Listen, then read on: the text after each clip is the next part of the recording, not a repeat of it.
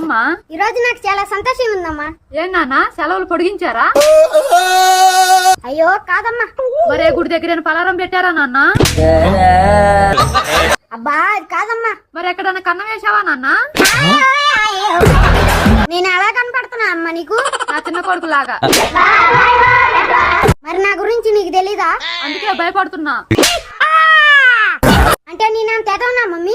ఛీ, కాదమ్మా, ఎదవన్నారు ఎదవ్వి. సరే ఏదైనా ఒక పని చెప్పి చేస్తా. ఆడపిల్లలతో అరుగుల కింద నీకేం పనిరా? అంటే నా క్యారెక్టర్ నీకు తెలీదా మమ్మీ?